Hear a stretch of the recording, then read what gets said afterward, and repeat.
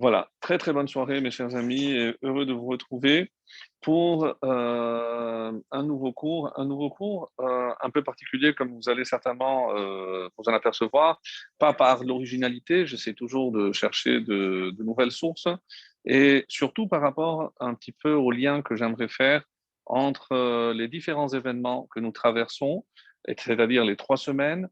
Comme vous le savez, ces 3 semaines sont appelées chez l'Ocha des Puranuta. Ce sont les 3 Shabbatot, les 3 semaines. Et c'est curieux parce que on ne dit jamais 21 jours. Est-ce que c'est pour faire plus court? Parce que Shalosh, donc c'est aussi le fait qu'on ait les trois patriarches. Le chiffre 3 sonne mieux que 21 en tout cas. Et nous avons donc 3 semaines de Puranuta, on va dire de malheur. Nous rentrons dans la deuxième, donc ce Shabbat très particulier puisqu'il sera aussi Rosh Chodesh Av. Donc, et on le sait, dans la progression des lois et des abstinences qui concernent cette période des 3 semaines de deuil, et ben, à partir de Rosh Chodesh, à partir donc de dimanche suivant, donc on va augmenter, comme c'est écrit, Mishenich Nas Av, Mema Atin Besimcha. Dès que le mois de Av commence, eh ben, on diminue la joie. Et retenez toujours ce verbe sur lequel j'insiste, on diminue, on ne supprime pas. Donc on diminue, ça veut dire qu'il reste toujours une joie, et il faut toujours avoir et garder l'espérance, bien entendu. Et aussi, n'oubliez pas que Rosh Chodesh même, c'est un jour de fête normalement, et cette année, c'est un Shabbat. Donc, raison de plus. Et ces 9 jours, comme vous le savez, ben, on commence déjà à s'abstenir, même si c'est la coutume, mais qui a été prise par l'ensemble du peuple. Donc, pas de vin, pas de viande pendant ces 9 jours. On va restreindre tout ce qui est sorti, tout ce qui est loisirs et autres pour bien se préparer donc au deuil du 9 Av, qu'on espère bien entendu ne pas avoir à le faire. C'est notre plus vif et profond souhait, bien entendu. Et quand je disais donc que les Haftarot, en règle générale, ont toujours un lien avec la paracha, à l'exception donc de ces 3 semaines où on ne va pas forcément trouver un lien entre la Haftara, ce texte qui est tiré des prophètes, et notre paracha. Et effectivement, donc, on va après aborder le 15 Av, qui est un jour de fête, bien entendu. Mais pour ce qui est des Haftarot, deux d'entre elles sont tirées du prophète Yirmiyahu, Jérémie, celle de la semaine dernière et celle que nous lirons cette semaine, et la dernière est tirée du prophète Isaïe, Yeshayahu ben Amot. Alors, c'est très intéressant parce que je viens de dire, et c'est comme ça que c'est rapporté dans la halakha, que normalement, il y a domé, bédomé. Il y a toujours un thème qui peut raccorder, on va dire, la paracha avec la haftara, mais pas pendant ces 3 semaines. Donc, on ne doit pas forcément chercher un lien entre les événements qui sont décrits dans la paracha avec le texte de la haftara.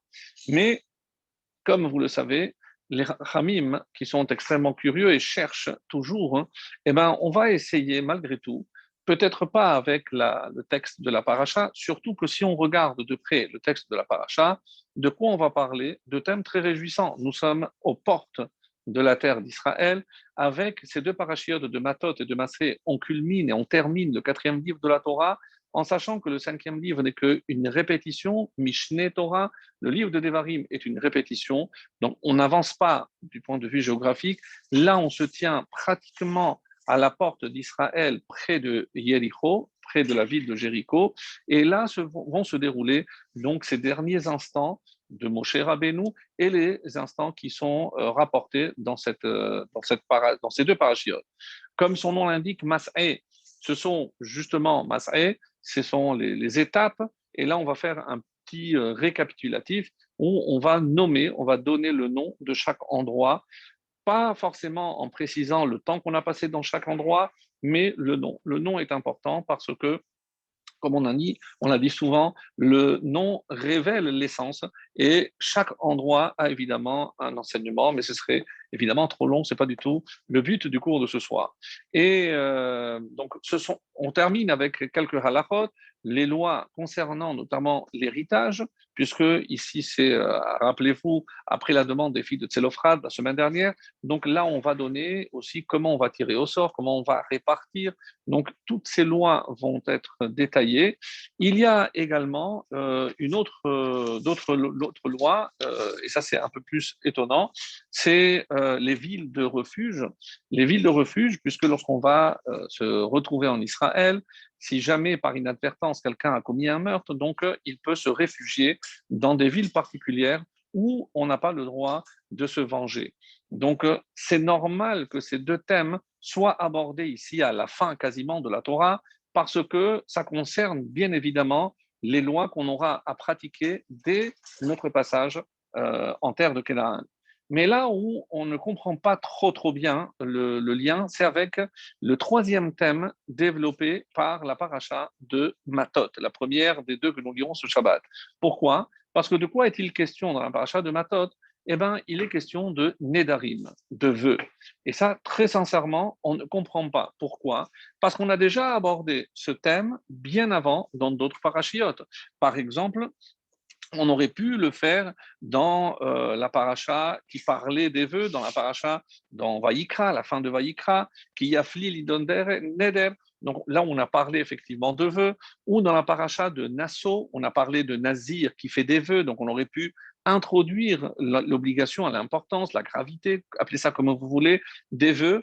Donc non, là, on arrive à la fin quasiment de la Torah, et même si, j'insiste, nous sommes à la fin du quatrième livre, mais c'est quasiment la fin de la Torah, puisque le cinquième livre n'est qu'un récapitulatif que Moshe entreprend juste avant de faire en quelque sorte ses adieux, tirer sa révérence au peuple juif.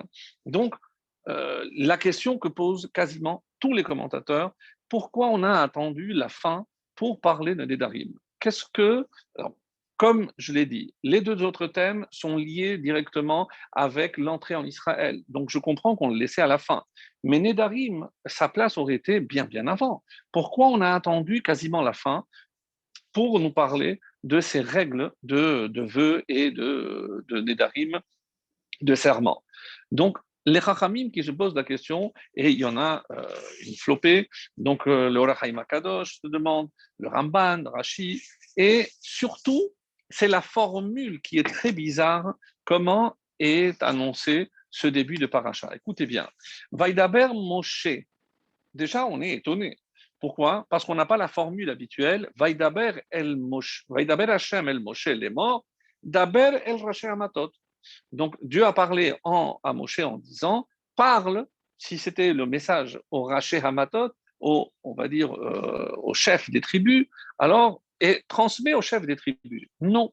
Ici, on a l'impression que ça ne passe pas par Hachem, c'est Moshe. Pourquoi? Vaïdaber Moshe, c'est une formule unique dans tout le Chumash, dans les 5 livres. C'est la seule fois où on utilise ce terme de Moshe, d'Ibour, et directement à une partie du peuple. Là encore, très étonnant. Pourquoi? Parce qu'on sait que les enseignements passaient à travers Aaron, après c'est les Ékénim, les enfants d'Aaron d'abord, après les Ékénim, donc la Gemara détaille comment les enseignements de Moshe étaient transmis au peuple. Donc ici, si je vois le début, c'est assez étonnant. Surtout qu'on a l'impression que avant d'arriver au Bnei Israël, il fallait que ça passe par Raché Amatot. C'est exclusif, vraiment un cas unique. Et il est écrit, Vaidaber Moshe El Raché Amatot, Livne Israël Mlemol. Donc, aux chefs de tribu, est-ce que c'est les chefs de tribu qui vont après transmettre en Israël, ou alors, comme certains vont interpréter, les chefs des tribus d'Israël? Bon, de toute façon, si j'avais dit les chefs des tribus, donc j'aurais compris. Bref, Zéa Davar Hachel Siva, et voici ce que Moshe dit, voici ce que Dieu a ordonné. C'est très rare, parce que soit je commence par le thème en question, et à la fin je dis, et les bénis Israël ont écouté tout ce que Hachem avait ordonné à Moshe, comme on a l'habitude de l'entendre. Ici, la présentation est vraiment très étonnante. Donc, c'est Moshe qui parle directement au chef de tribu, et il présente Zehadavar. Voici la chose ou la parole que Dieu a dit, comme s'il n'y avait rien d'autre. Ça, c'est le plus important. Bien. Alors on ouvre grand les oreilles et on s'attend à quelque chose de nouveau. Je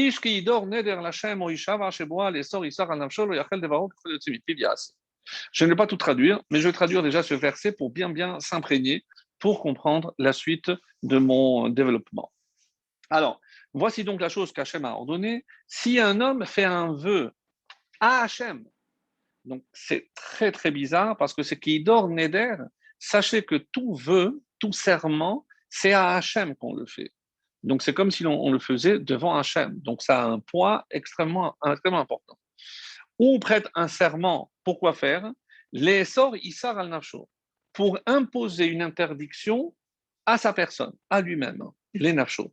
Donc par exemple, je promets pendant un mois de m'abstenir de viande. Donc c'est un neder, c'est un vœu, je peux le formuler, même s'il y avait des formes pour. Il y a un traité entier qui s'appelle Nedarim qui va développer tous ces points-là. Alors, très bien, si donc il s'est imposé quelque chose, alors qu'est-ce qu'il est dit? Lo yachel devaro. Lo yachel, donc yachel c'est de choul, de chol, il ne profanera pas sa parole. Attention, si tu as promis quelque chose, tu te dois impérativement de l'accomplir. Selon comment? Kechol yotse mipiv, yarase. Et selon ce qui sort de sa bouche, yarase, il fera.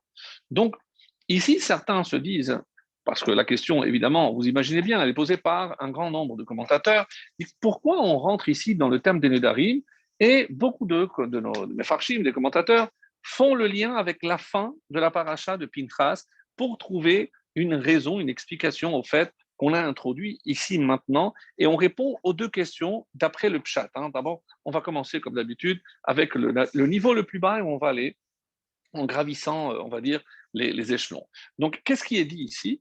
Regardez la fin de la paracha de Pinchas. De quoi il était question? Donc, on avait parlé de tous les corbanotes, les sacrifices pour les fêtes et autres. Et on termine l'avant-dernier verset, le 39, et qui est écrit El est Ha'asu l'Hachem bemoadechem. Donc, ceci vous ferez pour Hachem bemoadechem. Lors des fêtes qui sont fixées, levad minidrechem benidbotechem, à part vos vœux. Ah, donc ici, il y a la notion de vœu. Pourquoi? Parce que pour les fêtes, donc peut-être les gens ont fait, dans leur enthousiasme, ils ont fait un vœu, comme aujourd'hui, donc on fait des promesses de dons. Donc la gravité ici, parce que c'est les moments des fêtes où on veut précisément, donc on va faire ces nédarim, c'est d'où la formule, quand je dis quelque chose et que je ne veux pas m'engager, je dis bello neder ou belli neder, sans que ce soit un vœu, sans me compromettre. Donc, levad midirchem, à part vos vœux, venid botechem et vos offrandes, les holotechem, pour les offrandes d'élévation, holotechem, ul minchotechem, c'est des offrandes de farine, ul niskechem, des libations d'eau ou de vin, ul shalmechem, ce sont des offrandes de shelamim, de paix. Donc les chachamim disent, comme on a évoqué la fin de la paracha, le fait de faire des vœux, des serments, donc ben, on a enchaîné. Et pourquoi les racher à Matot? Tout simplement parce que les chefs de tribu, eh ben, c'est à eux de veiller à l'accomplissement et veiller à justement à ce que tout le monde respecte les engagements qu'ils ont eus pendant les fêtes. Donc, comme ce sont eux, on va dire, un peu les responsables, comme si on s'adressait aux responsables des synagogues en disant, ben, faites en sorte que toutes les promesses de dons faites par vos fidèles eh ben, soient honorées. Donc, on ne va pas aller demander au rabbin d'aller chercher tous les gens. Donc, il y a des responsables pour cela. Et on peut ici dire que c'est les rachés Amatot. Certains vont rajouter, pourquoi rachés Amatot? Parce que ce sont évidemment des gens importants ici. Et pourquoi? Parce qu'on dit qu'au cas, c'est la suite qui va nous le dire, au cas où quelqu'un veut annuler un vœu. Donc, il y a aussi, comme on va le voir par exemple, la veille de Rosh Hashanah et de Kippour, on fait Hatarat Nedarim, donc on fait annulation des vœux. Et donc, qu'est-ce qu'on fait? On se met devant trois sages, en principe. Donc, ici, les Rachés Amatot, ils jouent un rôle non seulement dans l'accomplissement des vœux, mais aussi dans l'annulation et la révocation des vœux. Donc, je comprends que comme il y a un thème ici particulier de Nédarim, donc on a mis en tête les responsables, soit de l'accomplissement, soit de l'annulation.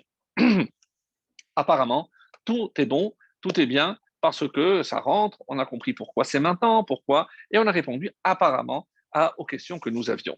Donc, c'est peut-être vrai, c'est une façon de voir, mais sur quoi je voulais attirer votre attention, c'est évidemment la période pendant laquelle on lit. J'ai insisté dans mon introduction en disant que Matot et Masré sont toujours lus pendant ces 3 semaines. Ces 3 semaines ont un thème, c'est la destruction du temple, puisqu'on va depuis la brèche dans la muraille jusqu'à sa destruction. Donc, le thème principal, c'est la destruction. Le traité de Yoma va évidemment essayer de comprendre quelles sont les raisons de la destruction du premier temple, la destruction du deuxième temple. Et à ce propos, je voudrais dire que cette année, on a quelque chose d'extrêmement, extrêmement rare. C'est quoi? C'est que le jour où on va lire, justement parce qu'il va être question aussi de la mort de Aharon, est très, très, très, très étonnant parce qu'on n'a jamais vu ça. Alors, je vais vous lire. C'est dans le chapitre 33, dans la paracha de Masé. Eh bien, on va voir qu'on va nous donner le nom des étapes et on arrive à une étape et on s'arrête. Hor Hahar. Et là, qu'est-ce qui s'est passé à Hor Hahar, la montagne? Eh bien, je vous lis. Et à ce moment-là, on nous dit que c'est là, voilà, c'est le chapitre 35, exactement. Vayis'u mikadesh vayachanu behor Hahar. Donc, ils se sont arrêtés à Hor Hahar. Ils ont campé. Bikse Eretz Edom. Donc, à la limite de la terre de Edom. Vaya Aharon el Hor Hahar. Donc Aharon a grimpé, il a monté sur la montagne, al Pi Hashem, sur l'ordre de Dieu. Vaya Motcham et il est mort. Ça, on le savait, puisque, rappelez-vous, c'est dans la paracha de Chukat, on a parlé de la mort de Myriam et de Aharon. Donc, et la même paracha où il a été décrété que Moshe n'allait pas rentrer. Mais il y a un élément nouveau dans la paracha de Masé, c'est lequel? Bishnata Arbaim Letzet Ben Israël. Donc on nous donne à quel moment. Donc, c'est la 40e année depuis la sortie. Donc, on sait, on est l'an 2488, donc 40 ans après la sortie d'Égypte. Et là, le détail, Bachodesh Hachamishi Be'echad Lachodesh. Le 5e mois, le premier du mois. Alors, si on calcule, c'est quand le 5e mois? Évidemment, c'est le mois de Av. Le premier de ce mois, c'est quand? C'est Rosh Chodesh Av. Quand est-ce qu'on va lire, mes chers amis, ce texte? Shabbat, le Rosh Chodesh Av. C'est donc unique où on va lire que Rosh Chodesh tombe Shabbat le jour où on va lire la paracha qui nous donne la date exacte de la disparition de Aaron. C'est vraiment quelque chose de rarissime, d'extraordinaire.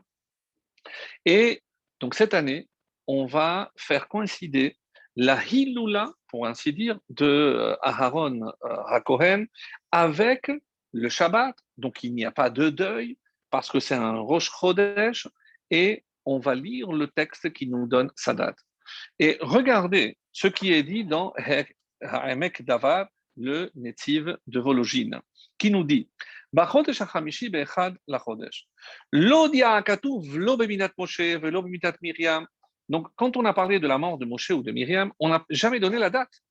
On a dû deviner, on a fait des calculs, on sait, on a pu retrouver, mais la Torah ne le mentionne pas. Qui im bemitat Aaron. C'est la seule Hiloula dont la Torah parle. La Hiloula, parce que je parle ici de la mort d'un grand. Donc, c'est Aaron. Et il répond à cette question, L'Elamedenu, Sheoto Achodesh Garam Lihiot la Satan. Parce que, rappelez-vous, que Aaron nous protégeait. Quand il a disparu, ce mois de Av est passé entre les mains de Esav, du Satan. L'Igdulat Avodat Amishkan Shehaya al Yede Aaron HaKohen Harosh. En quelque sorte, pour nous rappeler la grandeur, puisque Aaron, c'est celui qui servait dans le Mishkan, dans le tabernacle. Donc, on peut dire le temple. Donc, il disparaît comme pour nous annoncer une autre disparition. Et vous l'avez compris. Au misé Siman Ladorot, natif de Vologine. Et c'est un Siman pour les générations à venir, des Bechodesh Av Yehe Necherav Bet Hamikdash. Comme si déjà, ça, on avait annoncé. C'est vrai qu'on savait que le 9 Av, parce que les explorateurs ont pleuré, mais on n'a pas parlé du temple. On n'a jamais parlé du temple. Et ici, qu'est-ce qu'on voit? C'est que la disparition d'Aaron est comme un présage pour la disparition du temps, parce que lui, il incarnait là, justement, la présence et la Shekhina. Donc, si on doit s'attrister, et curieusement cette année, on n'a pas le droit de s'attrister. Parce que c'est vrai que Rosh Chodesh, comme on l'a fait le Shabbat dernier, on annonce Rosh Chodesh, mais pour les Sfaradim, il y a une formule différente que pour le Chodesh Av. Parce que, et il est toujours accompagné du terme Menachem Av, le mois de la consolation. Donc on espère qu'on va être consolé et non pas s'endeuiller. Et comme les Chachamim disent, si c'est vrai qu'on voit toujours des allusions dans les noms Av, hein, Av c'est le Père. Donc, quoi qu'on fasse, Hachem sera notre Père et un Père n'abandonne pas ses enfants. Et de notre côté, mes amis, on sait que Av, c'est les initiales de Elul Ba. Si tu te prépares le mois de Elul pour ton jugement qui aura lieu à Rosh Hashanah, alors tu as compris le message du mois de Av, c'est Elul Ba. Commence à te préparer non pas à préparer tes vacances, mais à préparer ton jugement. Donc, encore une fois, c'est une allusion extrêmement forte qui est faite à partir de là. Et c'est pour ça que il y a une histoire qui est racontée par le Sfat Emet. C'est le fils du Sfat Emet dans un livre qui s'appelle Yehuda, l'écouté Yehuda, qui nous raconte l'histoire qu'a rapporté dans le Sefer HaChassidim.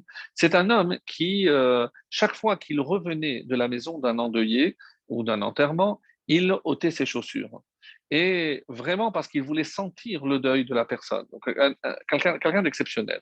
Et alors, je vous laisse deviner, quand est-ce qu'il est mort? Dieu a fait en sorte qu'il meure le 9 Av et tout le monde s'est déchaussé pour lui. Donc, pour montrer qu'il y a toujours, même le 9 Av, ben, en pensant en bien à cette personne qui a tant fait pour les autres, eh ben, Hachem l'a récompensé. C'est le jour où tout le monde pensera forcément à lui parce qu'on doit se déchausser. Donc, ça, c'est par rapport à ce point-là qui doit nous rappeler, mes chers amis, que lorsqu'on rentre le mois de Av, Memaatim Besimcha, sauf que on reste toujours avec un minimum soit de Simcha, parce que on doit toujours voir comme dit le mot Chacham, Chati, Kos, Malé, les initiales de la moitié du verre plein. Donc, ne pas voir ce qui nous manque, ce qu'on n'a plus, mais chercher toujours à apprécier ce qu'on a, et comme ça, Hachem nous récompensera en nous restituant ce que nous avons perdu. Donc ça, c'est un premier point que je voulais voir. Et on va maintenant aborder une autre question. Une autre question, parce que si j'ai évidemment parlé des Nédarim, des vœux, pourquoi précisément on a attendu la fin de la Torah? Alors, il y a un enseignement des Chachamim qui disent pourquoi on a laissé ça à la fin? Parce que il faut savoir que Altehi parashat nedarim kala be'anecha. Pourquoi tu aurais pu penser que tout ce thème des nedarim est quelque chose d'insignifiant, pas assez important? Pourquoi? Parce qu'on l'a laissé à la fin. Le fait qu'on ne l'ait pas rapproché peut-être d'un texte beaucoup plus signifiant, Mishpatim, à côté du don de la Torah, ou dans Vayikra, comme on l'a laissé vers la fin, alors vient le Midrash et nous dit attention, Al tehi kala be'anecha. Surtout, ne minimise pas l'importance des vœux. Et on va illustrer, parce que si forcément il est question de vœux, et on a dit que pour les deux autres mitzvot, on avait une réponse claire. Pour les Nédarim, à part l'explication que j'ai donnée, on ne voit pas très bien le lien, peut-être pas avec le fin d'Aparacha. Donc, ce n'est pas de ce côté qu'il faut chercher, mais il faut chercher avec la période qu'on traverse. Et là, on commence à ouvrir grand les oreilles parce que forcément, si ces deux parachiotes sont lus pendant les 3 semaines, c'est qu'évidemment, il y a un lien. Donc, qui n'est pas forcément évident, ça je vous l'accorde. Et à la fin des propos que je vais vous tenir, vous allez comprendre que ça va au-delà de tout ce qu'on pouvait imaginer. Alors, on va reprendre depuis le début. Curieusement, comme le fait remarquer Rabbeinu Tzadok HaKohen, de Lublin, dans Brit Tzadik, lui, il dit que c'est curieux, mais pourquoi? Parce que les 3 haftarot que l'on lit pendant ces 3 semaines, ben, la première commence par Divrei Yirmiyahu, donc on parle des paroles. Ah, donc il y a les paroles, donc la bouche. Après, cette semaine, nous lirons Shimon, Donc écouter, donc c'est l'écoute. Et la dernière, chazon, Ishayahu ben Amot, donc c'est la vision, ce sont les yeux. Donc on a ici les trois organes dans un ordre très précis. Donc la bouche, l'oreille et la vision. Comme si on voulait nous rappeler que la vision et l'oreille, donc c'est les deux facteurs qui vont faire comment on va parler. Donc, ça, c'est d'après Rabbi Sadok Cohen. Et pourquoi maintenant on a introduit ici? Alors, l'explication que j'ai donnée en premier, et je ne l'ai pas citée, mais c'est au nom du Rashbam par rapport à la fin de la paracha précédente. Maintenant, on va parler de celui qu'on a choisi pour les textes de la Haftara, et on va faire un petit détour, mais restez bien assis sur vos sièges, puisqu'on terminera par revenir et retomber sur nos pieds. Donc, j'ai dit que la première Haftara, c'est d'Ivrei Yirmiyahu. Donc, on parle ici, il est question du prophète Jérémie.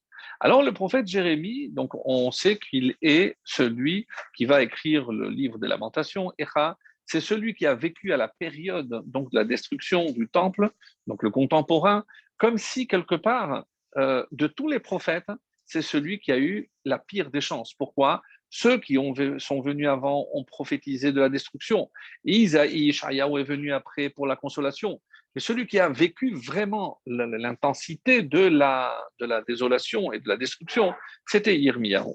Alors, à ce moment-là, donc, quand Hachem, et d'où il vient, Yirmiyahu, donc c'est ça ce qui est aussi important, parce qu'il est écrit que Navi Hakim Lachem Kamoni. Moshe annonce que le peuple juif aura un prophète Kamoni, comme moi. Alors, on se pose la question, il y a eu beaucoup de prophètes au sein du peuple juif, lequel est considéré comme étant celui qui ressemble le plus à Moshe? Et vient le Midrash et nous dit, eh ben, de qui il s'agit? Eh bien, justement, il s'agit de Yirmiyahu, Jérémie en français. Pourquoi? Et le Midrash de faire un parallèle assez étonnant. Les deux vont faire des reproches au peuple. Oui, même si Moshe, évidemment, est le guide parfait, mais n'oubliez pas que tout le livre de Devarim, ce sont les Torachot qu'il va faire avant de nous quitter. Donc, il a fait des remontrances. Il a servi le peuple 40 ans et Yirmiyahu aussi sera prophète 40 ans. Donc, il y en a qui disent qu'il était très jeune au moment où il a commencé. Après, Moshe Rabbeinu nous a laissé 5 livres, les 5 livres de la Torah, et Yirmiyahu nous a laissé 5 livres, 5 chapitres dans les keynotes, dans le livre de Echa. Et Moshe a été jeté dans le Nil et Yirmiyahu a été jeté dans un puits. Et enfin, il a été sauvé par Bithia, donc une non-juive, en tout cas au départ, et Yirmiyahu sera sauvé par un esclave qui le sortira de ce trou. Donc, même au niveau de la vie, il y a énormément de parallèles entre ces deux personnages. Alors, encore une fois, pour rappeler le mégalé à Moukot, rappelez-vous, donc, c'est celui qui va toujours chercher au niveau des âmes. Il nous dira que Yirmiyahu était aussi le Nitzot, donc pas le Gilgul, mais le Nitzot, donc une étincelle de Moshe Rabbeinu. Donc, comme si à cette période difficile, il fallait un leader de la trempe de Moshe, donc on a pris le Nitzot, l'étincelle de Moshe, on l'a donné à Yirmiyahu pour qu'il puisse on va dire, réaliser son rôle de la meilleure façon possible. Alors, et ici maintenant, par rapport donc à Midrash Echa, et on va rentrer un petit peu dans tout ce qui touche les Nédarim. Donc, qu'est-ce que les Nédarim? Donc, on a dit que c'est les vœux, et par exemple, il y a une règle que si jamais j'ai fait un vœu par rapport à une personne, il faut, pour pouvoir l'annuler, il faut que la personne soit devant. Donc, je ne peux pas dire, je m'engage vis-à-vis de toi de faire ceci. Si je veux l'annuler, je ne peux pas me contenter d'aller l'annuler chez quelqu'un si l'intéressé n'est pas devant. Donc, ça fait partie d'une halakha. Mettez ce détail dans un petit coin. Si vous voulez plus de détails, c'est dans Nedarim Samerehe. Et donc, la Gemara là-bas apporte des preuves, comme quoi Moshe s'était engagé à l'égard de Yitro. Et il attendra que Yitro soit devant pour accomplir son vœu. Donc, on voit qu'il y a évidemment donc, une importance à ce que l'autre soit soit respecté. Très bien. Alors, il va être maintenant question des 15 générations, puisque, comme vous le savez, le peuple juif est comparé à la lune. Quand on fait Birkat Levana, on dit de la même façon que la lune reçoit toute la lumière du soleil. Nous, notre soleil, en quelque sorte, c'est Akadosh Baruch Hu, et la lune représentant le peuple juif, c'est parce qu'il est Mekabel, donc c'est celui qui reçoit. Et plus que cela, donc les Chachamim ont fait un parallèle et on nous dit, si on part depuis Abraham Avinu jusqu'à David, David, vous savez, la valeur numérique de David, c'est 14. Pourquoi 14? Parce que c'est la 14e génération. 14, David, c'est 14.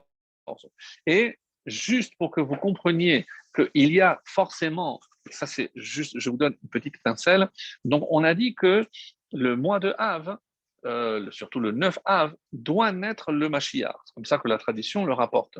Et donc si je prends Tisha B'Av, 9, c'est déjà 9, B'Av, B'Av, c'est 2, 1, 2. Ça fait combien? Ça fait 5. 5 et le 9 du 9 Av, 14. Et je viens de dire que 14, c'est la valeur numérique du mot David. Donc il y a une allusion dans le 9 Av à David, ou en tout cas à son descendant. Donc c'est pour montrer qu'il y a obligatoirement de la lumière, même au sein de l'obscurité. Donc David, 14, et c'est la 14e génération. Donc qui est le 15e? Eh bien le 15e, c'est Shlomo HaMelech. Et qu'est-ce que Shlomo va faire? Shlomo va construire le temple. Donc où est-ce que la lune sera à son apogée? La 15e génération, qui correspond comme au 15 du mois par rapport à la lune, c'est la pleine lune, c'est l'éclat que le roi Salomon va avoir grâce à la construction du temple. Et ensuite, comme pour la lune, il y aura le déclin. Et si je compte, donc Shlomo, qui a eu son fils Rechavam, etc., avec le schisme, donc on va arriver jusqu'au dernier roi descendant de David, qui s'appelle Tzidkiya. Tzidkiya est le 15e roi après Shlomo HaMelech. Et donc lui aussi, on va voir, il va avoir une mort un peu atroce.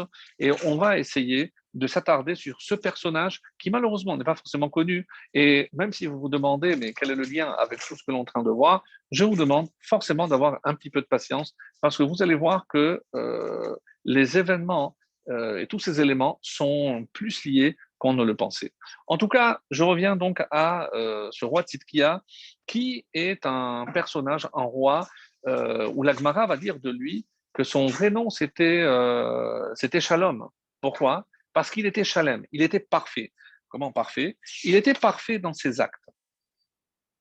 Parfait dans ses actes, oui, tellement qu'on devra chercher quelles sont les fautes qu'il a commises.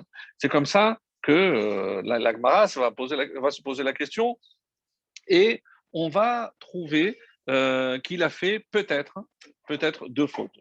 Donc, quelles sont les fautes? Il n'a pas accompli un vœu. Alors, où est-ce que je l'avais mis? Donc, il n'a pas accompli un vœu. Et voilà, Havarad Neder, il n'a pas accompli un vœu. Et la deuxième, l'Omicha Benedoro. Donc, contrairement au roi précédent, où le roi était un mécréant, généralement un idolâtre, et des fois la population était méritante, et on a vu que ça s'est toujours très mal terminé. Avec Tzidkiya, c'est l'inverse apparemment, donc en tout cas c'est comme ça que l'Agmara le dira. Ushmo Shalom dans Masechet Horayot, pourquoi? Parce qu'il était Mushlam Bemaasav, il était parfait dans ses actions. Donc Tzidkiyahu, c'est vrai, c'est des sias en français, c'était vraiment un roi du point de vue par rapport à ses ancêtres, et il était vraiment extraordinaire. Alors, donc, et qu'est-ce que c'est la deuxième faute? Donc, on va revenir sur ces deux fautes et vous allez comprendre pourquoi. Bah, la première, c'est qu'il a annulé un vœu. Bah, on a dit que s'il l'a annulé, on va voir dans quelles conditions ça s'est passé. La deuxième faute qu'on peut lui imputer, c'est l'omicha benedoro. Donc, il n'a pas essayé de rabrouer, de faire des remontrances à sa génération. Donc lui qui était un tzaddik, il aurait dû faire beaucoup plus d'efforts pour sauver sa génération. Alors, est-ce qu'on peut dire que vous imaginez, c'est que la Gemara se casse la tête pour trouver des fautes. C'est déjà quelque chose d'exceptionnel. Alors, il y a une autre Gemara dans Sota que j'ai préparé ici et regardez ce qu'on dit par exemple sur Tzidkiyahu. Il est dit dans Sota, page 10 A, Tanu Rabbanan, on a ainsi dans une braïta, Chamisha nivreu me'en dugma shel ma'ala. Il y en a cinq hommes qui ont été créés me'en dugma shel ma'ala, avec un aspect ressemblant avec les ma'ala, celui qui est en haut. Alors il y a deux explications. C'est soit parce qu'ils étaient très proches de Dieu, il y en a qui disent non, c'est celui d'en haut, celui qui a été créé directement par en haut, c'est Adam. Donc il ressemblait à Adam Arishon. Alors qui sont-ils ces cinq hommes? Le premier, Vechulan Lakubahen. Ce qui est assez désolant, c'est que donc, par ce qui a été justement leur force, les cinq vont périr et vont être punis, frappés par ces points-là, là où ils excellaient. Par exemple, Shimshon Bekocho. En quoi il ressemblait à Adam? Par sa force. Il avait une force colossale de notre monde. Et on sait que malheureusement, c'est par sa force qu'il va perdre. Shaoul Betzavaro. Shaoul, il avait une force dans le cou et malheureusement, comment il est mort, il a mis l'épée et il a planté son cou. Donc, comme c'est rapporté dans le livre de Rois. Avshalom Bisaro. Avshalom, le fils de David, avec ses cheveux. Et comment il est mort? Donc, il a été attrapé et c'est comme ça qu'il est mort. Ce qui nous intéresse, Tzidkiya Be'enav. Quelle était la force de Tzidkiya? En quoi résidait justement ce qui était hors pair? C'est Tzidkiya Be'enav, avec les yeux. Et comment il va mourir? On va lui crever les yeux. Il y a deux versions. Certains disent qu'on va lui crever, donc on va enfoncer des pics dans les yeux. D'autres vont dire qu'on va l'énucler, on va arracher les yeux. Et Asa, aussi un roi, Beraglav, par ses jambes. Et comment il va mourir aussi, comme il est rapporté par suite dans la Gemara, Asa Beraglav, il a été frappé, comme c'est marqué, Raklaet Zikna Chala, il est tombé malade des jambes, il ne pouvait plus marcher. Donc ça c'est la Gemara. Donc, pour ceux qui veulent plus de détails, ils pourront aller voir. En tout cas, Tzidkiyahu, c'est par les yeux. Donc il avait soit une vision des choses extraordinaires, soit quelque chose de vraiment particulier. Bon, il y en a qui disent qu'il n'avait jamais fauté avec les yeux, donc véritablement quelqu'un d'exceptionnel. Alors, comment il est arrivé sur le trône? On dit qu'il était très jeune, il est arrivé à l'âge de 21 ans, et il est important de faire un petit peu d'histoire pour comprendre comment ce roi est arrivé à la place qu'il avait, et c'est celui qui va, puisque le roi qui l'a précédé, Yechonia, a été exilé et c'est lui qui va prendre la place. Qui l'a nommé d'ailleurs à Tzidkiya? Eh ben, c'est Nebuchadnezzar en personne, Nabucodonosor en personne qui va nommer Tzidkiyahu. Et il ne va pas nommer Tzidkiyahu roi juste sur la terre d'Israël, mais sur 5 royaumes. Il va diriger 5 autres rois et c'est comme ça que c'est rapporté. Alors, tout ce que je vous rapporte, et on peut le trouver soit dans le Midrash Tanchuma, mais plus dans le Midrash Echa Rabbah, donc sur le Midrash Rabbah, sur le livre de Echa, les Lamentations. Donc, des choses assez étonnantes et accrochez-vous pour la suite. Donc, qui étaient ces 5 rois? C'était les rois de Édom, de Moab, de Ammon, de Tsour et de Tidon. Donc, c'était tous les territoires qui étaient aux alentours de la terre d'Israël. Et donc, Tzidkiyahu était au-dessus de tous. Et donc, assez étonnant. C'est la preuve que Nabucodonosor faisait une confiance aveugle à Sédécias. Et il n'avait pas tort, puisque Sédécias, donc tout le monde savait que c'était un homme extrêmement juste. Et d'ailleurs, les 5 rois s'étonnaient. Ils disent, mais comment tu peux avoir des accointances avec un roi pareil, un roi comme Nebuchadnezzar? On ne comprend pas. Alors, bon, il va essayer de s'en sortir comme il peut, mais évidemment, ces 5 rois étaient jaloux de Sédécias. Pourquoi c'est à lui d'avoir l'hégémonie? Pourquoi c'est lui qui était au-dessus de tous les autres? Donc, c'est quelque chose qui les dérangeait et il voulait trouver une astuce, une ruse pour se défaire du roi Tzidkiyahu. Malheureusement, ça va marcher. Alors, qu'est-ce qui s'est passé? À quel point Nebuchadnezzar faisait confiance à Tzidkiyahu, c'est qu'il n'avait évidemment pas besoin de demander l'autorisation ni rendez-vous pour le rencontrer. Il tapait, il rentrait. Donc un jour, il rentre pour visiter Nebuchadnezzar et le Midrash raconte qu'il avait Arnevet. Arnevet, c'est un lièvre. Donc, Shafan, généralement, c'est un lapin, donc un lièvre. Bon. Et on dit qu'il a mordu sur une Arnevet Chaya. Alors, la question est, est-ce que, il y a plusieurs interprétations, est-ce qu'elle était morte, est-ce que le lièvre était mort et il a mangé, donc il a mordu Chaya, parce qu'en hébreu aussi, Chaya veut dire cru. Donc, ou alors, non, il y en a qui disent, non, qu'elle était vivante et il l'a mordue pour manger et la tuer en même temps. Donc, c'est dire à quel point ce roi était, comme l'expliquent d'ailleurs certains des commentaires, comme Haït Yosef, nous dit pourquoi il faisait ça, pour s'entraîner à être cruel. Oui, vous avez bien entendu. Donc, Nebuchadnezzar voulait être cruel. Et on va avoir un enseignement aujourd'hui très, très étonnant de qui descendait Nebuchadnezzar. Donc, et ça, très sincèrement, donc, lorsque j'ai découvert, moi aussi, ça m'a fait, on va dire, un choc, mais ça explique énormément, énormément de choses. Alors, qu'est-ce qui se passe? Donc, il est rentré et il l'a vu et il a dit, écoute, surtout, tu me promets de ne jamais rien dire. Et c'est pas la première fois qu'il faisait jurer Tzidkiyahu, parce que la première fois qu'il l'a nommé, il a dit, je te nomme, mais à une condition, c'est que tu me jures que jamais tu vas te rebeller contre moi. Parce qu'il connaissait évidemment les autres rois et il savait qu'entre rois, il y avait toujours des inimitiés. Donc, Nebuchadnezzar qui contrôlait la partie de Canaan, donc il lui a fait jurer. Et le texte dit sur quoi il a fait jurer. Je veux dire, je vais te jurer sur ma neshama. Je dis, non, non, non, non, je ne vais pas ta neshama, garde ta neshama. Il a fait venir un Sefer Torah et il a fait jurer sur un Sefer Torah que jamais il ne se rebellerait contre lui. Donc, pour garder sa fidélité. Et là, lorsqu'il a attrapé en train de manger ce lièvre, en train de manger cru, il lui a dit, écoute, promets-moi de ne jamais révéler. Alors il lui a dit, je te fais le serment. Mais par quoi? Et Nebuchadnezzar dit, comme je veux quelque chose de secret, je sais que vous, les Juifs, vous avez quelque chose de secret. Et il a dit, Mizbeach hapenimi. Donc, c'est pour vous montrer la connaissance extraordinaire de Nebuchadnezzar. Nous, on imagine que c'est un roi cruel qui ne penserait une chose comme l'image qu'on se fait, évidemment, de Titus, par exemple. Et il le fait jurer par le Misbéach Apénimi. Et les commentateurs disent, comme c'est quelque chose qui est caché, quelque chose que personne ne doit voir et savoir, donc je veux que tu te taises. Parfait.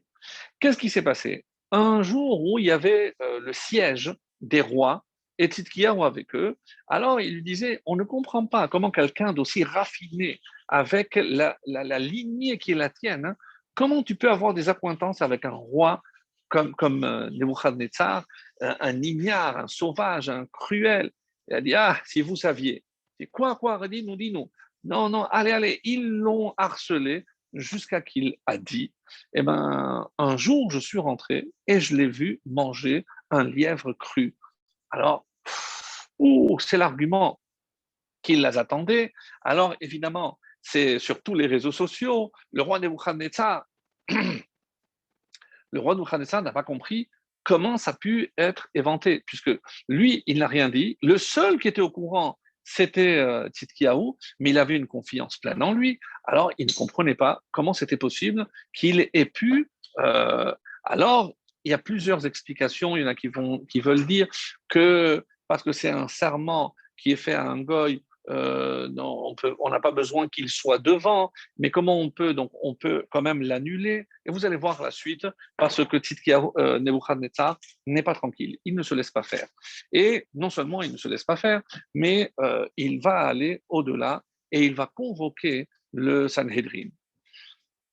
Et il convoque le Sanhedrin, lui il va à leur rencontre, il les trouve, lorsqu'il voit ces hommes avec une toura, donc avec des barbes blanches, avec quelque chose vraiment Et il a fait apporter des chaises, cathédra haute, comme c'est marqué dans le texte. Donc, des chaises, non, il faut vous honorer. Et il leur dit, je veux que vous m'enseigniez la Torah, que vous me traduisiez la Torah. Alors, les différents commentaires disent à partir, mais comment on va traduire toute la Torah? Ils disent non, à partir du premier commandement. Donc, ils ont commencé à partir de Anochi Hashem Elokecha Shelotzticha. Donc, ils ont traduit, ils ont commencé à avancer, avancer, avancer. Et il avait toute sa patience, et il écoutait un shiur de Torah fait par le Sanhedrin. Je ne sais pas si vous imaginez la scène. On arrive à la paracha de Matot. Et là, on commence à parler de Nedarim. Et il dit, attendez, j'ai une question. Est-ce qu'il y a besoin que l'homme à qui on a fait un Neder soit devant, ou pour l'annuler, ou on peut l'annuler autrement? Et ils lui ont dit, non, on peut annuler auprès d'un Chacham. Alors répondez à ma question. Est-ce que Tzidkia ou le roi a annulé un vœu devant vous? Je regarde, silence absolu. Qui ne dit mon consent? Donc il a compris que c'était le cas. Il a dit retirez les chaises. Ils se sont assis par terre. On dit qu'ils ont mis de la terre sur leur tête. Ils ont compris qu'avec Nebuchadnezzar, on rigolait pas. Et ils ont évoqué le mérite de Abraham, le mérite de Yaakov. Pourquoi? Parce que les deux qui ont fait un éder pour dire que eux ils pensaient bien faire. Quelle a été leur mort tragique? euh, Ils ont, par ces barbes qu'il a tellement honorées quand il les a vues la première fois, il les a attachées à la queue des chevaux et ils sont arrivés, ils ont fait courir ces chevaux jusqu'à Jérusalem. Évidemment, ils sont arrivés tous morts. On a perdu le Sanhedrin à cause d'un vœu fait par Tzidkiyahu et qui n'a pas été respecté. L'histoire ne se termine pas là. Vous allez me dire, qu'est-ce qu'on peut encore ajouter à cela? Il restait, tout le Sanhedrin est mort, mais pas le roi. Tzidkiyahu, quand il a entendu ça, on dit qu'il avait une minhara, il avait une grotte, donc c'est quelque chose qui a été courant, et il s'est sauvé avec ses 10 enfants par la grotte pour atteindre la ville de Jéricho et pouvoir se sauver. Hachem a dit, non, Tzidkiyahu, tu ne vas pas te sauver comme ça. Il a envoyé une biche et quand les soldats ont vu une biche courir, ils ont couru derrière. Quand la biche s'est arrêtée, c'est au moment où Tzidkiyahu sortait de la grotte. Ils l'ont attrapé et ils l'ont amené devant le roi Nebuchadnezzar. Il lui a dit, comment tu as osé, alors que j'avais une confiance en toi, tu m'as trahi. Mais plus grave, tu as trahi ton Dieu, puisqu'un serment, c'est un serment que tu fais devant Dieu. Donc, comment tu peux imaginer que tu pouvais te sauver devant moi? Et il a demandé une seule chose, Tzidkiyahu. Est-ce que vous pouvez me tuer avant mes enfants? Il lui a dit non. Tu vas voir la mort de tes enfants. Et ils ont tué les 10 enfants, un derrière l'autre. Et après, on lui a crevé les yeux. Et pendant que on dit qu'il y a deux versions, on lui a crevé les yeux avant, mais malheureusement, comme sa force était dans les yeux, rappelez-vous ce qu'on a vu dans l'Akbara, donc il a continué, il n'a rien senti, il n'a pas senti de douleur, il a continué à voir, et ils lui ont dit, on ne te tuera pas, mais on va te crever les yeux.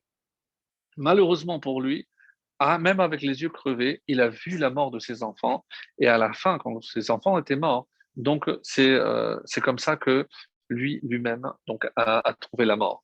Et pour nous montrer, parce que la vérité, si on se pose la question, on ne comprend pas qu'est-ce qui était tellement grave, parce qu'il a mangé un lièvre. Mais je vais vous apporter une autre histoire qui va vous faire dresser les cheveux sur la tête.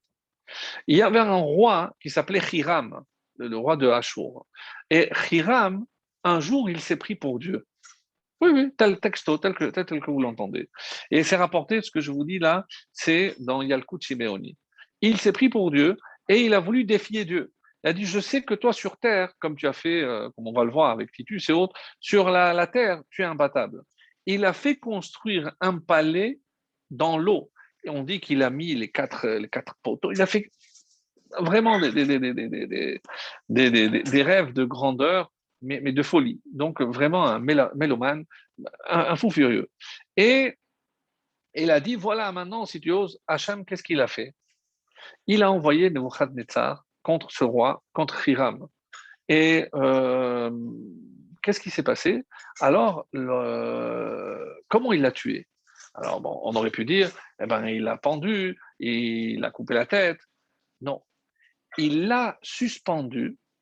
Et le texte du Talmud Shimeoni dit que chaque jour, il venait et il coupait 2 doigts de chair et il l'a mangé cru.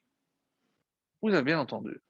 Donc, on est dans un film d'horreur, mais chaque jour, il coupait un morceau de chair, des lambeaux de chair, et il les mangeait crus. Donc, vous comprenez que lorsqu'on est devant un roi pareil, donc le fait qu'il ait mangé ce lièvre, très sincèrement, parce que oui, alors c'est grave, parce que c'est Ever Minachai, parce que ça fait partie des 7 lois de Noir, mais vous croyez qu'il était irréprochable dans le reste? Il ne faisait pas de Avodazara, et au niveau de la débauche, un roi, on peut imaginer comment il se comportait. Donc pourquoi on s'est attardé précisément sur cet aspect-là? Comme si quelque part, l'épreuve n'était pas pour lui, mais l'épreuve était pour Tzidkiyahu. Qu'est-ce que le Midrash a voulu dire? Que Altehi parashat nedarim kala be'enecha. Attention, que tout ce qui touche les vœux ne soit pas léger. On aurait pu dire, attention, sache que c'est grave. Pourquoi on utilise cette expression? Et quand je dis parachat, je ne dis pas attention que la paracha des titiotes ne soit pas légère. Je dis attention à la mitzvah des titites. Donc pourquoi la paracha? Et quel est donc le lien? Nous savons, parce que la paracha, la Gemara dans Yoma nous dit que à cause des fautes que l'on connaît, le temple a été détruit. En tout cas, on parle du premier temple. Mais il y a toujours la goutte qui fait déborder le vase. On dit en hébreu, c'est maké bepatish. Quel a été le point qui a mis malheureusement en relief les fautes antérieures et ce qui va entraîner, bien évidemment, la destruction du temple. Parce que vous pensez bien qu'une fois qu'il a tué Tzidkiyahu, donc on dit, apparemment, on était le 7 Av, et d'après le Midrash, et 2 jours après, il va envoyer Nebuzaradan. Pourquoi Hachem n'a pas permis à Tzidkiyahu de se sauver? Eh bien, mes amis, c'est toujours. Donc là, on a vu, il y a eu la vision, il a perdu la vision. Donc là, il n'a pas écouté. Donc il n'a pas respecté la parole et il n'a pas écouté. Qu'est-ce qu'il aurait dû écouter? Donc lorsque le prophète Yirmiyahu lui a dit ne fais pas la guerre à Nebuzaradan et va te rendre à Nebuzaradan. Donc ne cherche pas à t'allier avec les 5 autres rois contre Nebuchadnezzar. Tu ne l'emporteras pas. Sache que, et c'est comme ça que lorsqu'on a traîné à Bavel pour le tuer, il a dit, Yirmiyahu avait raison, il a dit que je serais entraîné à Bavel, que je mourrai à Bavel et que je perdrai la vue à Bavel. Donc tout ce que le prophète Yirmiyahu avait dit, eh ben, c'est réalisé. Et quand on dit que Al-Shevuat, c'est à cause du non-respect des serments que le temple et la ville de Jérusalem a été détruite, hein. À quoi on fait allusion, les amis? On fait allusion à ce passage que je viens de vous lire de Tzidkiyahu. Et Ben Yoyada, par exemple, nous dit que le Honesh de Hiram, bon, pourquoi imaginer que manger un lièvre, c'est plus cruel? Là c'est un cannibale. Là, il est en train de dévorer un homme, petit à petit. Oui. Quelle est la réponse de Ben Yoyada, le Ben Ishraï? Il nous dit qu'il voulait devenir cruel.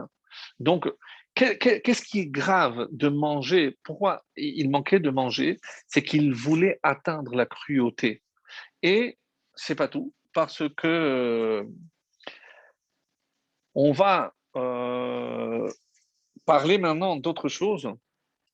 Et oui, on dit, mais pourquoi il a été crevé par les yeux? C'est les yeux qu'on a crevés. Alors, soit comme la Gemara de Sota nous le disait, on dit aussi que à cause de lui, tout le Sanhedrin, parce que c'est lui qui a fait faire, hein, à annuler au Sanhedrin son vœu. Donc, si le Sanhedrin est mort, c'est parce qu'ils ont écouté ce qu'il leur a dit. Et comment est appelé le Sanhedrin?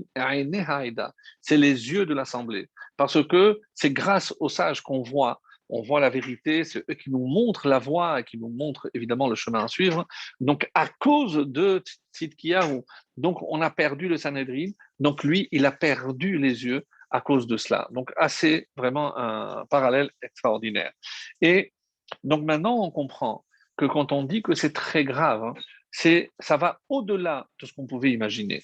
Mais ce n'est pas tout, parce que il y a un autre midrash qui nous parle du lien entre Yirmiyahu et Nabucodonosor. En effet, ils étaient relativement proches et on se demande d'où venait cette proximité entre les deux. Et cet enseignement est dû à Rabbi Haïm Vital, donc l'élève du Harizal, et on pose aussi la question d'où vient ce nom de Nabucodonosor, en hébreu Nebuchadnezzar. Donc un nom assez rare, généralement c'est Titus, c'est donc on va dire bon bah, c'est son nom, mais les Chachamim vont voir ici quelque chose de beaucoup plus grave. Et d'ailleurs, parmi les questions que l'on pose, en tout cas, il y a des commentaires qui posent des questions sur tout ce passage-là. Et pourquoi il a commencé à Anochi? Parce que si on enfreint un serment ou une promesse ou un vœu, on porte atteinte à Anochi Hashem. N'oublions pas que Misampe la Adam, qui a donné la parole à l'homme, c'est Hachem. Donc ne pas respecter ta parole, c'est faire un affront à Kadosh Baruch Hu. Et c'est pour ça que ici, comment c'est marqué dans la paracha, qui dort neder l'Hachem. Qui dort neder l'Hachem. Qui dort neder. Je fais un vœu de ne pas prendre ceci ou de ne pas prendre cela. Mais oui, le neder est fait à Hachem. C'est Hachem qui t'a donné la voix, c'est Hachem qui t'a donné la parole, et ne pas, ou alors faire une mauvaise utilisation de la parole, c'est porter atteinte, comme j'ai dit, à Kadosh Baruch Hu. Alors, donc, et on comprend aussi maintenant pourquoi seulement Tzidkiyahu pouvait faire face à Nebuchadnezzar. Pourquoi? Alors, il y a ici un autre midrash très, très, très étonnant. Et là encore, vous allez voir, comme j'avais dit, on va faire le lien avec la Haftara, donc avec Yirmiyahu, avec la paracha de Matod. On va faire aussi le lien avec la période, avec le temple, le 9 Av, et avec Aaron et le mois de Av que l'on vient de lire. En tout cas, Rabbi Chaim Vital, il nous dit, il y a une question. Lorsque il est dit comme ça, Anochi natati et kol ha'aratzot ha'ele, c'est dans le livre de Jérémie c'est écrit. Anochi natati et kol ha'aratzot ha'ele beyad melech Bavel avdi. Je pense que ça se passe de traduction. J'ai donné toutes ces terres entre les mains du roi de Bavel à Avdi, mon serviteur. Dans le livre de Jérémie, comment on peut appeler le roi de Bavel, c'est Nebuchadnezzar, comment on peut l'appeler Avdi, mon serviteur? Qui est appelé Avdi? Alors, il y a les commentaires qui font la remarque. Abraham est appelé Eved, Moshe, bien entendu, est appelé le Eved Hashem, David, Iyov, le Mashiach, Moshe Avdi, mais un goy, un destructeur de temple est appelé mon serviteur. Ça va au-delà de ce qu'on peut imaginer. Comment? Alors vous avez dit oui, parce que c'est un serviteur, puisqu'il n'a fait qu'accomplir la volonté d'Hachem. C'est Hachem qui l'a envoyé détruire le temple. Oui, mais ce n'est pas une raison pour l'appeler mon serviteur. Donc Hachem veut que les choses s'accomplissent à travers telle ou telle personne. Ça ne va pas le transformer en serviteur d'Hachem. Il y a quelque chose de caché là-dedans. Alors, il y a un Rashi donc sur ce texte qui dit que, euh, mais avant cela, donc je vais vous lire un midrash. Dans ce midrash, qu'est-ce qu'on nous dit? Rappelez-vous que Yirmiyahu était aussi assez proche de Nebuchadnezzar, puisqu'il n'a pas touché. Où était Yirmiyahu au moment de la destruction? On dit que Hachem l'avait envoyé acheter un terrain à Anatot. Donc, le temps qu'il retourne à Jérusalem, on dit comme ça, le Midrash rapporte, que lorsqu'il a vu la fumée, il a couru, il est arrivé trop tard, il s'est lamenté, il est arrivé trop tard. Et il est arrivé trop tard, pourquoi? Pour accomplir quelque chose que le Nabucodonosor lui avait promis. Et là, Écoutez bien, parce que ça nécessite véritablement toute notre attention. Lorsque Yirmiyahu était jeune, quand il était un nar, lorsqu'il était un jeune, il avait un ami. Il s'était lié d'amitié avec un autre petit garçon. Et comment il est décrit, ce petit garçon? Ani Venivze. Il était non seulement pauvre, Venivze, il était déprécié, il était vraiment rejeté par tout le monde. Qui était ce jeune homme? Je vous laisse deviner. C'était le petit Nebuchadnezzar. Oui. Et Nebuchadnezzar, quand il discutait, comme des jeunes peuvent discuter, il disait, c'est de ses rêves de grandeur, il disait, lorsque je serai roi, je comprenais, c'est quelqu'un de pauvre, déjà qu'il rêve d'avoir de quoi manger. Lorsque je serai roi, je détruirai Jérusalem et je détruirai le temple. Je ne comprends pas. Comment c'est possible? Et Yirmiyahu, même jeune, a compris que, comme c'est écrit dans le Midrash, qu'il ne racontait pas n'importe quoi. Et il lui a dit, est-ce que tu me permettrais, en tant que ton ami, de récupérer quelque chose? Est-ce que tu pourrais me laisser le temple? Détruis Jérusalem, laisse le temple. Non. Tout ce que je peux te laisser, c'est entre Tahoraïm, le midi jusqu'au soir, tout ce que tu peux récupérer, je donnerai l'ordre de te laisser prendre tout ce que tu peux. Mais le soir arrive, tu ne touches à rien. Et il lui a dit d'accord. Qu'est-ce que Hachem a fait? Il a envoyé Anatote. Le temps qu'il est revenu, donc c'était déjà trop tard, c'était le soir, et donc il n'a rien pu prendre, il n'a rien pu sauver. Donc, et c'est pour ça qu'il s'est lamenté. Donc maintenant, il nous reste à comprendre d'où vient Nebuchadnezzar. Et là, accrochez-vous. Il est rapporté comme ça. Ve'amelech Shelomo, donc dans le livre des rois, Ve'amelech Shelomo Nathan la Malka Sheva et Kol Chefza. Le roi Salomon a donné à la reine de Saba tout ce qu'elle a désiré. Les commentaires disent, mais qu'est-ce qu'elle a désiré? Des cadeaux, des belles robes? Non, elle voulait se marier avec lui. Alors il lui a répondu, je ne peux pas me marier avec toi parce qu'il faut que je te convertisse. Elle s'est convertie. Oui, mes amis, la reine de Saba s'est convertie. Elle s'est mariée avec le roi Salomon et d'après deux versions, d'après le Chida, Rabbi Chaim David Azoulay, lui, il dit qu'il a eu un garçon et une fille, comme pour Tamar, donc deux jumeaux, garçon et fille. Donc, bon, sauf ceux qui disent qu'il a eu qu'une fille, peu importe, sauf ceux qui disent qu'il a eu un garçon aussi. Et qu'est-ce qui s'est passé finalement avec la reine de Saba? Une fois qu'elle s'est mariée et qu'elle a eu une descendance du roi Salomon, elle est partie, elle l'a quitté, elle est revenue à ce qu'elle était. Donc, mauvaise conversion, malheureusement, oui, ça existait déjà à l'époque. Et donc, elle est redevenue idolâtre comme elle l'était avant le mariage, une fois qu'elle a obtenu ce qu'elle voulait du roi Salomon. Cette fille de la reine de Saba va avoir un garçon. C'est qui? Nabucodonosor. Mes amis, Nebuchadnezzar est le petit-fils du roi Salomon. Ah, c'est vraiment un scoop. Qui va détruire le temple? Le petit-fils de celui qui l'a construit. Lorsque on ne mesure pas, comme c'est marqué d'ailleurs dans le verset, que c'est donc ceux qui te feront du mal et ceux qui te détruiront, ils sortiront de toi.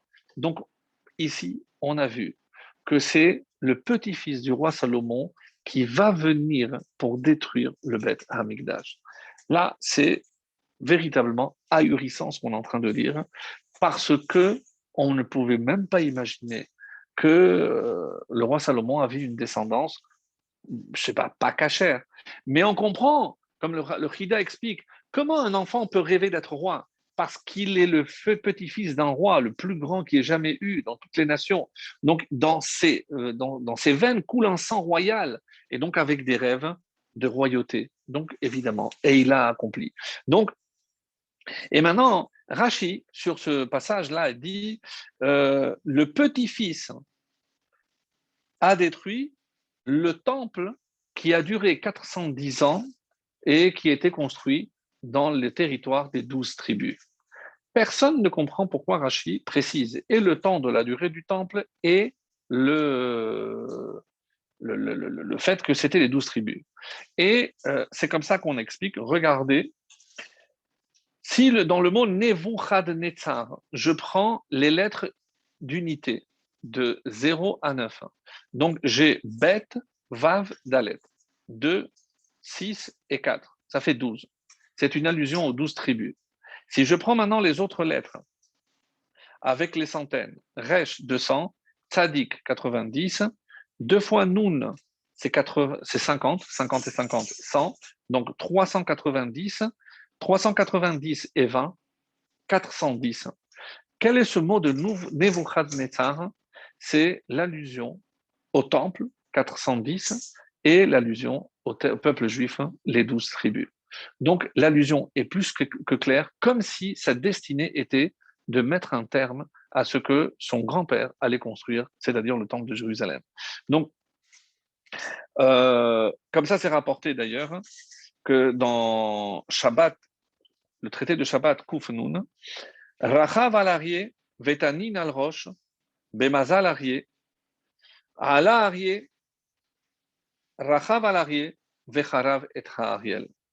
Donc on dit que il a monté un cheval, il a chevauché un lion, pardon, Vetanin al Rosho. Donc le tanin, on dit que c'est une allusion au peuple d'Égypte, donc il avait conquis l'Égypte. Bemazal Arié, c'est quoi le Mazal Arié? C'est le mois de Av. Donc il y en a qui disent que le tanin, c'est comme un nachash, c'est la Toum'a. Et pourquoi la Toum'a? C'est l'explication du Chida, entre autres. Pourquoi la Toum'a? Parce qu'il provient de sa mère et de la fille, donc qui était de la Toum'a, puisqu'elle était idolâtre, elle a fait semblant, elle est redevenue idolâtre. Donc il vient de la Toum'a, donc il vient de l'impureté. Et ce qu'on dit ici, c'est que finalement, on comprend aussi pourquoi il y avait cette ennemité entre Tzidkiyahu, qui était un descendant de Shlomo, et Nebuchadnezzar aussi, qui était un descendant du roi Salomon. Donc, quand on voit que les deux étaient en quelque sorte des petits-fils du roi Salomon, voilà comment cette histoire peut être lue vraiment de manière assez étonnante. Oui, donc vraiment, encore une fois, euh, comme le temps passe et véritablement, bon, je voulais vraiment passer sur ce passage-là.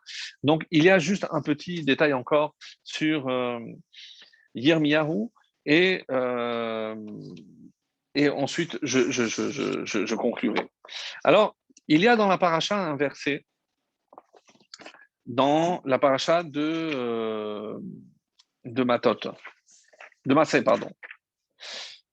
Dans la paracha de Massé, il y a au chapitre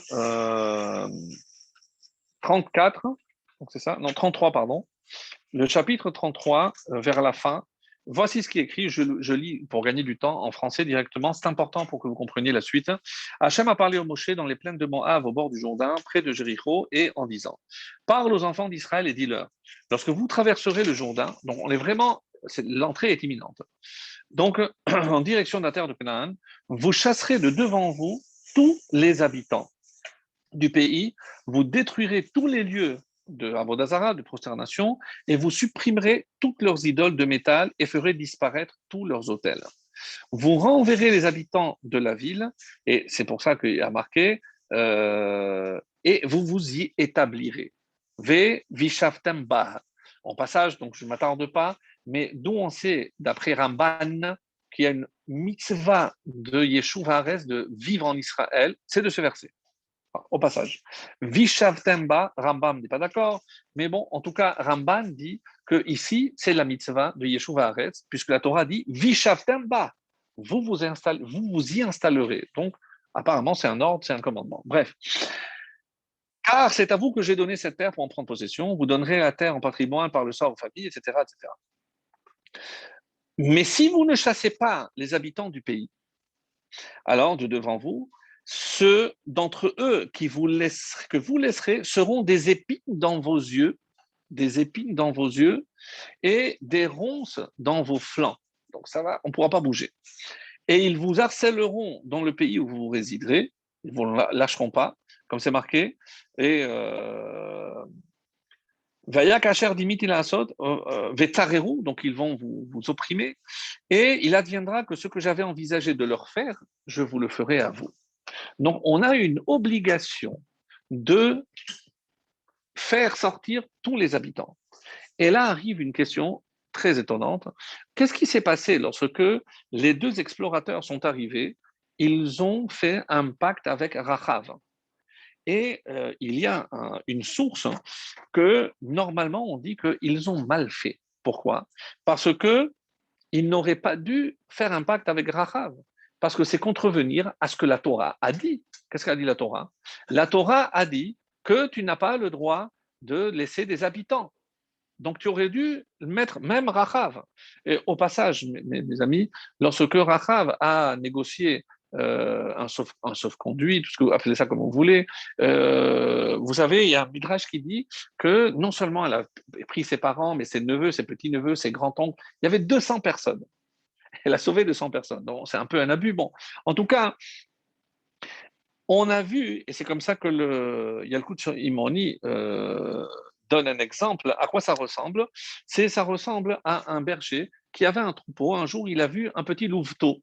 Donc le petit d'un loup, il a pris en truc, il était tout petit, tout mignon, et il a pris du lait d'une chèvre et il a commencé à le nourrir.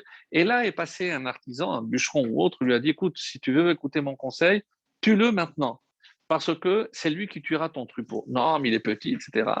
Du temps est passé, le petit louveteau est devenu un loup, et chaque fois qu'il avait l'occasion, il dévorait, et l'artisan, le bûcheron, lorsqu'il a vu, je t'avais averti. Donc, il ne faut pas laisser nos ennemis à l'intérieur, c'est ce qui était écrit. D'un autre côté, on nous dit que euh, par le mérite de Rachav, donc normalement, et alors qu'est-ce qui s'est passé? Parce qu'ils n'ont pas accompli, alors de Rachav descendra le prophète Yirmiyahu, oui, c'est comme ça que je fais le tour, je reviens à Yirmiyahu, le prophète Yirmiyahu qui va faire de remontrances et qui va annoncer la destruction du temple. Mais on a dit de notre côté, on a déjà vu que par le mérite de Rachav, elle va avoir 8 prophètes qui sont ces prophètes, parmi eux Yirmiyahu et même Hulda et même Yecheskel. Et pourquoi Yecheskel est cité en particulier? Parce qu'elle a dit rappelez-vous ce fameux verset qui Hashem ou Elohim Bashamim Ma'al, donc c'est ce qu'on dit, et elle dit comme elle a fait la louange de ce Dieu qui est unique, alors un descendant, Yecheskel, verra le ciel s'est ouvert et il a vu le char céleste. Donc par le mérite. Alors on ne comprend pas très bien. Est-ce que finalement, donc c'est un mérite que Rachav a eu ou le fait d'avoir donné naissance à Yirmiyahu, le seul prophète qui va finalement annoncer et vivre la destruction, et c'est une punition. Donc comment on peut concilier ces deux? Et on va essayer de terminer par cela en rappelant aussi un autre passage aussi très intéressant, Bezrat Hashem, donc voilà, si on a le temps. Et voici donc ce qui est marqué. Qu'est-ce qui s'est passé? Kalev et Pinchas arrivent, donc elle leur dit, est-ce que vous pouvez me promettre que vous allez me sauver? Il lui dit, voilà, on te sauvera, toi et ta famille, très bien. Donc lorsque ils descendent, donc, pour les libérer, elle les avait cachés, avant de les libérer, ils disent, la promesse qu'on t'a faite, elle est nulle et non avenue. Donc pourquoi? Parce que comme elle a été faite sous la contrainte, donc ils ne doivent rien à cette femme. Maintenant, ils ont refait un autre neder avec la condition, tu mettras un fil rouge et tu ne raconteras à personne ce qui s'est passé et personne ne sortira de ta maison. Et donc, ils ont fait un vœu. Mais la question est, est-ce qu'ils avaient le droit de refaire cette promesse? Parce que en faisant cette promesse, donc ils allaient contre ce que la Torah avait demandé de faire. Et mais une promesse est une promesse. Ils auraient dû d'abord consulter avec Yehoshua. Yehoshua aurait peut-être pu annuler cette promesse, surtout qu'elle contredisait ce que l'ordre de la Torah. Donc, mais une promesse est une promesse. Et à cause de cette promesse, donc on n'a pas pu annuler. Et c'est comme ça que Rachav est né. Et le fait peut-être que Yirmiyahu descend de là, c'est aussi pour faire un lien avec les vœux et avec les promesses. Donc, on retrouve et on commence à fermer la boucle. Et pourquoi Yehoshua? Yehoshua a fait une promesse avec les Givonim. De quoi? De les protéger. alors que c'était truand. Vous pourrez le lire dans le chapitre 10 si vous voulez les détails. Ils se sont déguisés comme s'ils avaient fait un long voyage alors qu'ils étaient à 2, 3 jours à peine. Et ils ont fait un pacte avec Yahushua qu'il les protégerait. Et quelques années plus tard, il y a tous les autres rois qui se sont liés contre les Givonim. Givonim envoie un message à Yahushua et pour lui dire, écoute, voilà, il faut, comme tu as promis, de me protéger et il faut que tu viennes. Et Yahushua vient parce qu'il a fait la promesse. Et donc maintenant, il est en pleine guerre avec les Givonim et c'est là où arrive un miracle où Yahushua dit, Shemesh begivon dom, soleil arrête, parce qu'on doit terminer la bataille. Alors, on ne comprend pas. Et le Midrash de rajouter, il n'y a jamais eu de miracle comme celui-là. Mais oui, on a vu que le soleil s'est arrêté plusieurs fois. Oui, mais pas à la demande d'un homme, mais plus que cela. Pourquoi? Parce que on dit que Hachem a dit à Yoshua, ne t'inquiète pas, tu vas avoir le dessus, tu vas les gagner, donc n'as rien à craindre. Mais et il y a une partie qui s'est sauvée de ces rois. Qu'est-ce qu'il a fait Hachem? Il a fait pleuvoir des pierres sur eux et il y a eu plus de morts par les pierres que par la guerre. Mais d'où venaient ces pierres? C'était la plaie de Barad, de grêle. Quand Moshe a dit arrête, on dit qu'il y a des pierres qui sont restées suspendues. Donc, un miracle, le soleil s'arrête, le miracle des pierres qui tombent, et tout ça pourquoi? Parce que Yahushua avait fait une promesse. Et après, il y a la question qui se pose, mais pourquoi il a fallu arrêter le soleil? Une réponse très très belle que j'ai entendue, c'est parce que c'était Shabbat. Et Yahushua n'était pas sûr que on puisse profaner le Shabbat. S'il y a une guerre, évidemment qu'on profane. Mais pour les goyim, parce que ce n'est pas une guerre pour eux, pour se défendre, c'est une guerre pour et venir en aide aux Givonim. Donc, qu'est-ce qu'il s'est dit? Donc, je ne prends pas le risque de profaner le Shabbat. Alors, qu'est-ce qu'il a fait? Il a arrêté le soleil. Donc, ce n'était pas Shabbat. Donc, ils ont terminé. Après, le Shabbat s'est couché. Après, c'était Shabbat pour ne pas venir à profaner le Shabbat. Ça, c'est l'explication qui est donnée ici. Et pour terminer sur cela, nous savons aussi que Moshe, aussi, il y a un miracle avec le soleil, puisqu'on a parlé de Joshua, on a parlé de Aaron, on a parlé aussi de Moshe. On dit que Moshe, même si la date n'est pas connue, donc le jour de sa mort, il a écrit 13 Sifrei Torah. C'est rapporté dans Menachot, page 30. Donc il a écrit 13 Sifrei Torah. Mais si pour ceux qui disent que c'était Shabbat, comment il a écrit Shabbat? Ils disent non, il a écrit le vendredi. Donc le 7 Adar, c'était le vendredi. Ah non, bon, il y a plusieurs versions. Donc. Et qu'est-ce qu'il a fait? Il a commencé à écrire. Et il a vu que le soleil allait se coucher, que Shabbat allait rentrer, il n'allait pas pouvoir terminer. Donc il y a eu un miracle et le soleil s'est arrêté pour qu'il puisse terminer. Et c'est pour ça que le 7 s'est prolongé. Et quand est-ce que le soleil est revenu? Donc normalement, ça aurait dû être à déjà Mincha de Shabbat suivant. C'est pour ça d'ailleurs que Tzidkatecha, c'est parce que Moshe a été enterré, en tout cas, il est mort le vendredi, mais il a été enterré le Shabbat pour le laisser terminer d'écrire. Et comment on peut imaginer qu'Hachem puisse faire tellement de miracles? Parce que Hachem a fait une promesse. Hachem a fait une promesse, mes amis. C'est cette promesse qu'on lit chaque fois qu'on fait une haftara. Tout à fait. Qu'est-ce qui est dit dans la haftara? Ki beshem kotshecha nishba'ta lo. Toi aussi, Hachem, tu as fait un serment. Quel est ce serment que tu as fait? Ce serment, c'est Shelo yichbe nero leolam vaed, que sa bougie, sa lampe, sa flamme ne s'éteindra jamais. Et comment on termine? Magen David, que Hachem protège toujours David. Donc Hachem a fait une promesse que la flamme, la lignée de David ne s'éteindra jamais. Et j'avais promis la conclusion pour conclure vraiment en beauté. Comment expliquer que le temple a été détruit à cause des vœux d'après tout ce qu'on a vu ce soir? Et il y a une explication magnifique qui dit quelles sont les deux personnes à qui on doit l'emplacement du temple? Un, c'est Yaakov, et l'autre, c'est David Ameller. Et qu'est-ce que... ah oui, ben, je n'ai pas lu ce passage que je vous avais prévu ici de Yirmiyahu, c'est au chapitre 20. Regardez ce qu'il dit, Jérémie, quelque chose de très très dur. Maudit le jour où je fus enfanté, le jour où m'enfanta ma mère, qu'il ne soit pas béni. Alors on dit, mais comment il peut parler comme ça? Il est né quand, mes amis? Il est né le 9 Av. Yirmiyahu est né le 9 Av aussi. Donc, et descendant de Rachav. Maudit l'homme qui l'annonça à mon père en disant, il t'est né un fils, un mâle, parce qu'il savait que c'était un jour néfaste pour Israël, et qui est ainsi comblé de joie. Que, ce- que soit cet homme comme des villes qu'a renversé Dieu sans repentir, qu'il entende une clameur de le matin, lui qui ne m'a pas mis à mort dès le sein, en sorte que ma mère soit ma tombe. Donc des propos extrêmement, extrêmement durs. Donc on a du mal. Mais regardez maintenant, et c'est vraiment la fin là pour conclure. Donc, à quel moment Yaakov Avinu a fait un neder? Rappelez-vous, c'est lorsqu'il s'est endormi à cet endroit où il a rêvé de l'échelle. On dit qu'il a mis la pierre Matseva. Il a placé cette pierre. Et à quel endroit? Et qui enze qui bet Elohim, c'est la maison d'Hachem. C'est là où sera construit le temple. Et qu'est-ce qu'il a fait à ce moment, à cet emplacement? Vaïdar Yaakov neder les morts. Il a fait un neder. C'est-à-dire que l'emplacement du temple est lié à un neder.